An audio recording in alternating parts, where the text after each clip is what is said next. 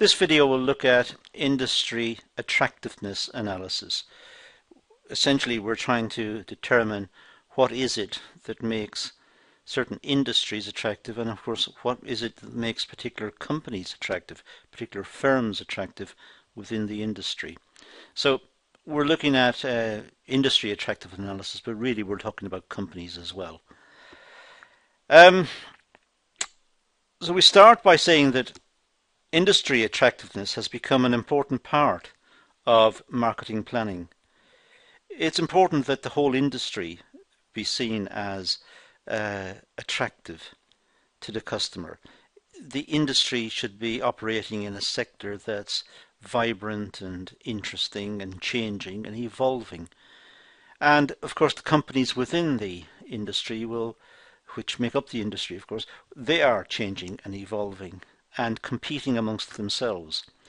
So there is a growing interest in this particular type of product or service, and customers must be engaged in this whole experience, the experience of using and purchasing and being associated with the product.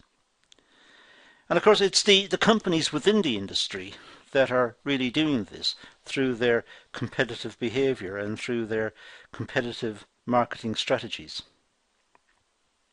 Organizations need to assess the attractiveness of an industry and whether there is enough interest to guarantee investment. Well, that's said in a sense tongue-in-cheek, because there is no guarantee to investment. Investment takes place now in the anticipation of future returns. But of course we can't see the future, so we can't guarantee investment. So the use of the word guarantee there is slightly provocative. It makes us think, it provokes us into thinking about investment and thinking about the likely returns, but not guaranteed, because the future is something that we're not sure of. But organizations within an industry try to improve their own competitive position.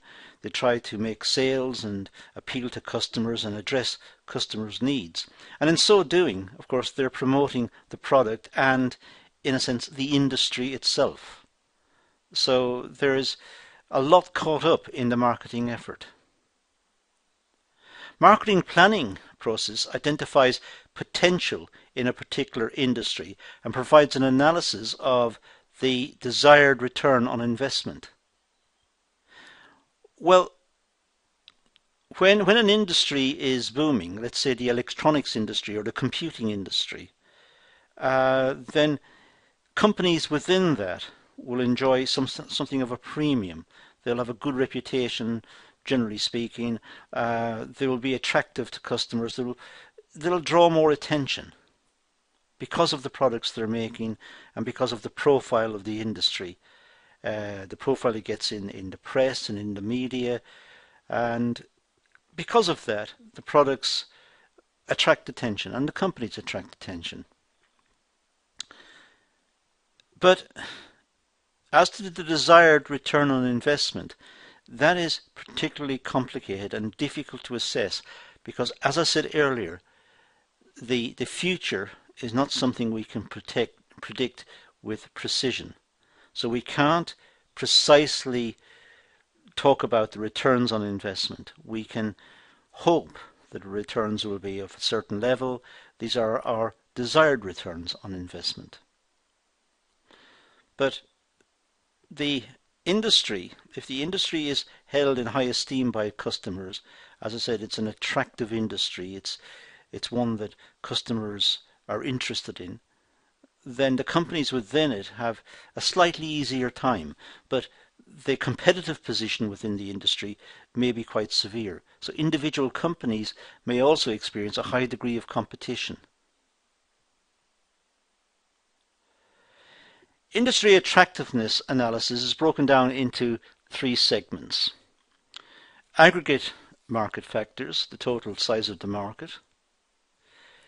The market size, which is measured by, let's say, the number of customers or potential customers that are in the market, and the spending power at the disposal of those customers. The likely growth rate of the market, to what extent it's going to grow and by what percentage, and what's realistic in the context of the product, the use of the product, and how the product fits together in terms of lifestyle and developing tastes within the economy. So what's the market growth likely to be? And what's the product life cycle? Will it last for some time, or will this product come in, have a blaze of glory, will grow very rapidly, then start to mature, and then it'll start to decline? And that could happen within a very short space of time. What exactly is the product life cycle? Because that's important. It's important for companies to know this, and that's an indicator of the attractiveness of the whole industry, of all the companies within that particular sector. That could be a feature of the industry. And of course, seasonality. It may be that this industry is tuned into a particular season, or may experience wide fluctuations in the demand for its product because of seasonal factors. We're going to look at these in a little more detail in a few seconds, but these are some of the aggregate market factors. Profits, of course, is why the companies exist in the first place, presumably. Most businesses, I think it's fair to say, are set up in the anticipation of profits. And the size of the market and the factors that influence the total market will influence profitability. The number of sales, the growth of sales, the overall costs within the business, the willingness of suppliers to make products available to the companies to refashion into whatever products the customers want. All of these things influence profits. Now, industry's factors. Well, we could look at the industry factors in terms of Porter's 5 forces. Now, this is the subject of separate videos, and I'm not going to go into it in detail here. I'm just going to mention in what ways it can influence the view we take of a particular industry. But as I said, this will be the subject matter for separate videos. But Porter's 5 forces looks at the threat of new entrants. Even when an industry has been established for a certain product, and there's a number of companies producing within the industry, there's always the potential for new entrants. And the new entrants will be attracted in particular if there are low barriers to entry. So if it's easy to come in, if it's easy to set up in this type of business, there are low entry barriers. And it's also the case, of course, that it could be that new entrants will be a function of the profitability of the existing businesses in the industry. So if companies in the industry are currently making a high rate of return, that will attract new entrants. They will want to be involved. The bargaining power of buyers. Well, the bargaining power of buyers is to what extent do the customers benefit from competition and are able to bargain down the price. They're able to negotiate the price, or the price itself is highly volatile because the market is very competitive, let's say, and the price will be kept low. The bargaining power of suppliers. Companies who produce products have to buy raw materials or buy components, and the suppliers of these raw materials and components may be able to bargain up the price of the inputs. So the company is squeezed, it must increase its price to the customer, and which will make the product less attractive in the marketplace and which could damage the business. So the business must also look at the bargaining power of the suppliers. And look at the current state of rivalry in the business. How many companies are in the industry? How many companies are already in there competing and fighting over the market, trying to outcompete each other and reduce price and offer better quality and better customer service and innovate the product and so on. So how many companies are doing it already? How competitive is the market?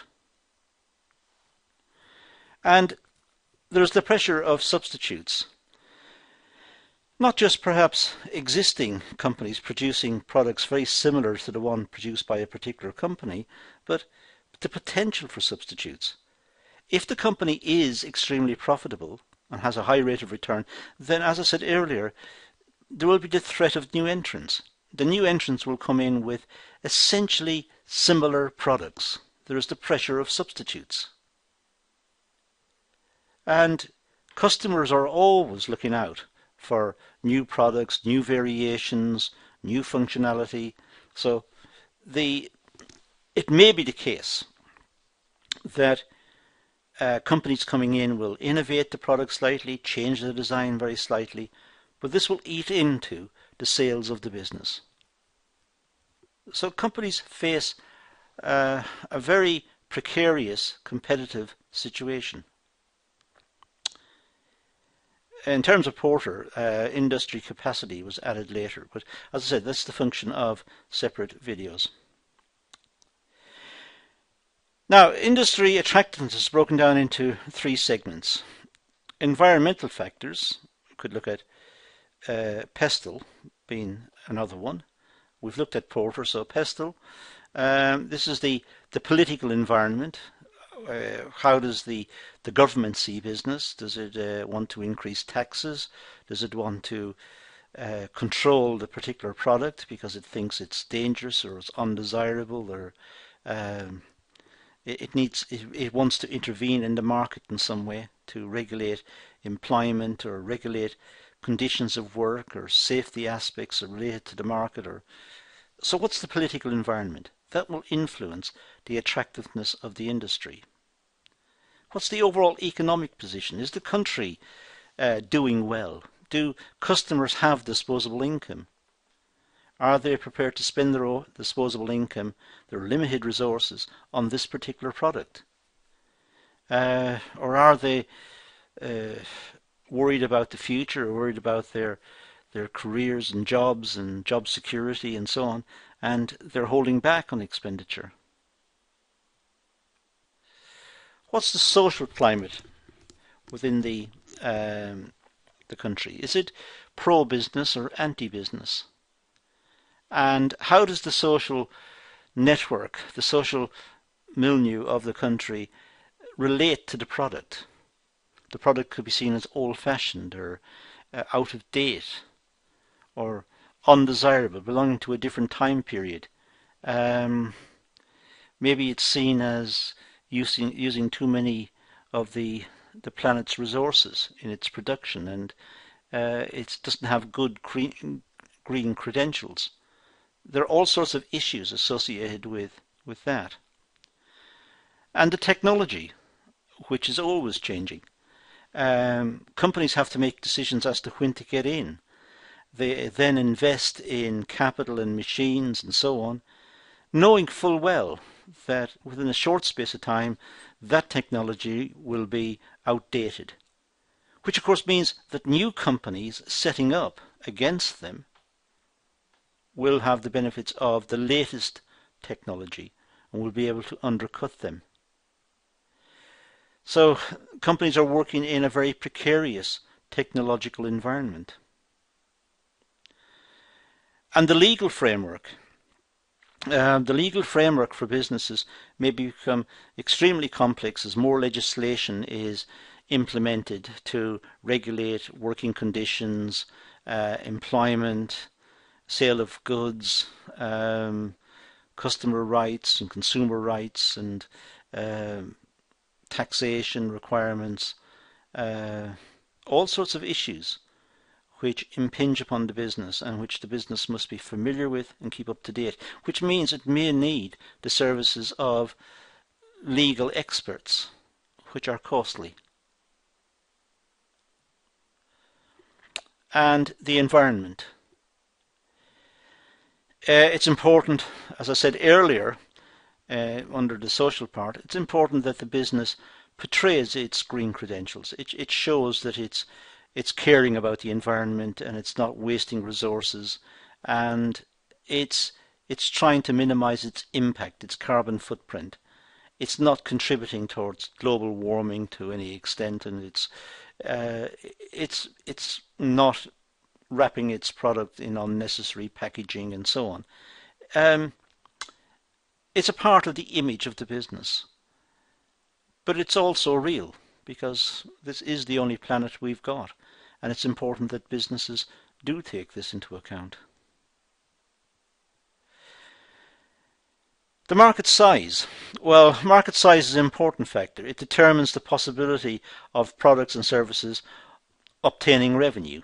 The market size is important. It must be determined. At least the managers in the business or the entrepreneurs who set up the business must have some idea of the potential market and the size of the market.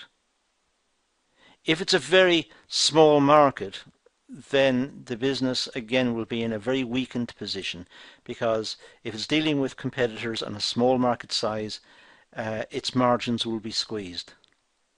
So it's important that the managers of the business understand the size of the market and understand what is required by the market and offer products that meet precisely the customer requirements if it is to survive.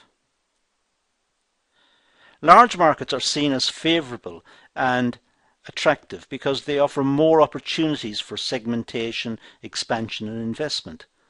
So clearly larger markets are seen as more desirable.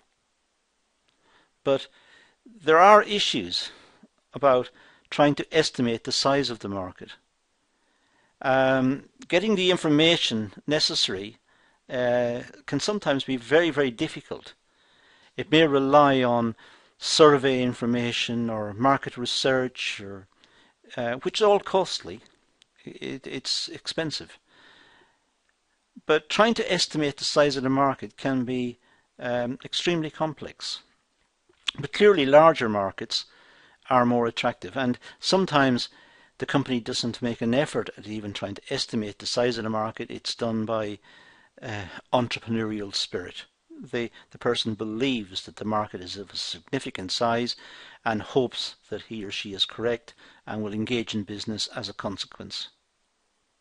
Whether that's the right approach or not is difficult to say. Many businesses have succeeded by taking that approach. Unfortunately, many have failed as well. The larger market comes with increased competition, however, and there are unfavourable conditions for smaller businesses. Large markets will have competitors and will have companies coming and going. It will have a more complex commercial environment in which to operate. It will offer challenges to the business.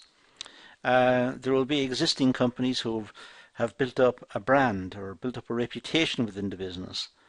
There will be existing companies who are known for their innovative products, and there'll be others who are operating in niche parts of the market. So it's a more complex situation. It's a larger market, but it doesn't mean that simply by joining the larger market that the business is going to be successful.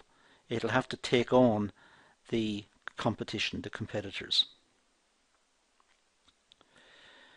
Market growth. Well, faster growing and expanding markets are desirable because it supports higher margins and assures, well, it's not assures, but it's likely to be the case that there is a profitable future.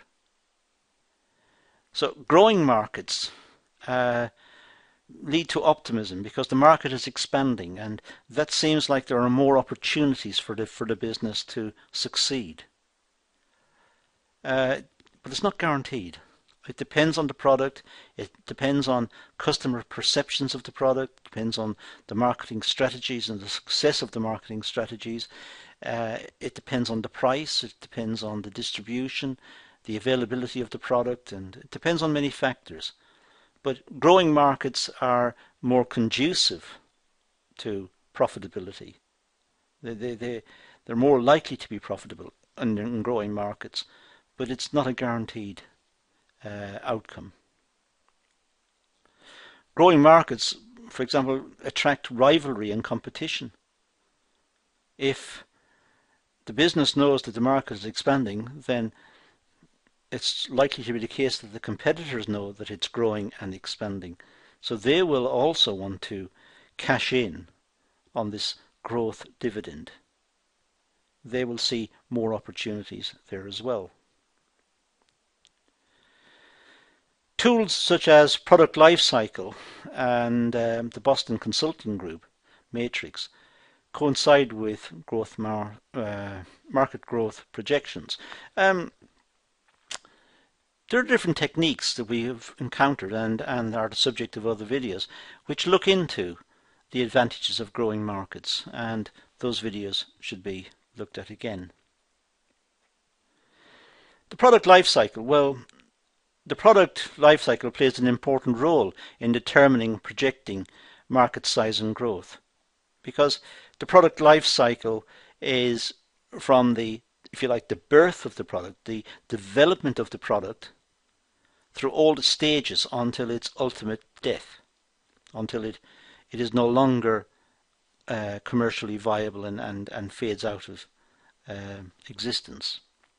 So products come into existence, they hopefully enjoy a growth period, then it'll start to mature, and the market will mature, and then it'll start to decline. The product life cycle provides an overview of current growth of the product. The process determines the amount of sales within each stage. But it's very difficult to estimate the sales within each stage, but it's likely, if we consider the product life cycle to exist for products, then when products are developed, they will go through, hopefully, a growth stage and will pick up in the market. But at some stage, that growth will start to fizzle out, that growth will start to decline, and eventually sales will peak, and after which they will dip as new products replace that one. New innovative products, perhaps developed by the company itself or developed by its competitors, start to take the customer spending. The introduction and growth stage implies sales are growing, maturing and declining, and the process where sales are steady and then decline. So it gives an insight into industry attractiveness. The idea of the product life cycle. When products within a given industry, when a number of companies are producing similar products within a given industry, so the industry may start to taper off. The sales may start to taper off and eventually reach some sort of peak and then start to decline. Traditional industries, perhaps ones involving traditional skills. Many skills have now died out because the products were no longer desirable, or they were inefficiently made.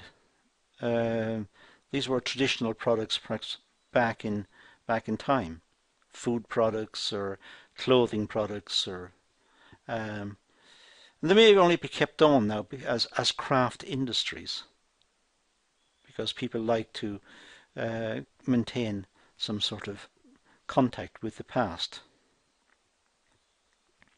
Seasonality. Well, some industries are perceived as seasonal. Ice cream, summertime. Travel, in the summer sometimes. Clothing, winter clothing, summer clothing, Christmas presents. So some industries are seen as seasonal. And some industries are reliant on seasonal trends to generate revenue. And this type of industry is not seen as positive. These are specialist industries, ones that are reliant solely on one period of the year. A company making Christmas cards. Well, the chances are that company will diversify into birthday cards and all sorts of other greeting cards and family cards. But if it's just solely reliant on Christmas cards, that's too precarious. Commercially, that business is vulnerable.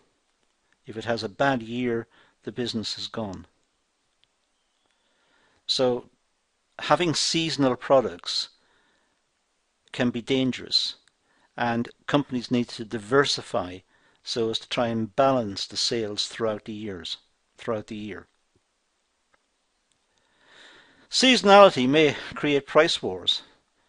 Lots of companies may get in to try and capitalize on seasonal factors.